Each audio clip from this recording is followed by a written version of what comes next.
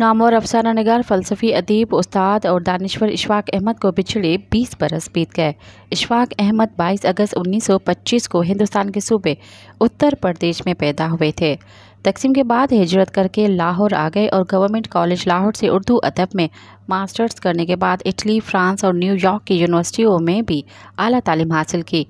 इशफाक अहमद ने अपने अफसाने गडरिया से गैर मामूली शोहरत हासिल की। उसके अलावा बेशुमार टीवी ड्रामे भी लिखे, जिनमें एक मोहब्बत सो अफसाने, मनचले का सौदा, तोता कहानी, उच्चे बुर्ज लाहौर दे, जाविया काबिल ज़िक्र हैं। उन्होंने 1965 में रेडियो पाकिस्तान से फीचर प्रोग्राम तलकीन शाह के नाम से शुरू किया, जो 3 दहाइयों तक अवाम में बेहद मकबूल रहा। मज़ीद ख़बरन ऐं तफ़सीलात लाइ विज़िट कयो असांजी वेबसाइट www.awamiNewsHD.com ऐं ॾिसंदा रहो अवामी न्यूज़ HD।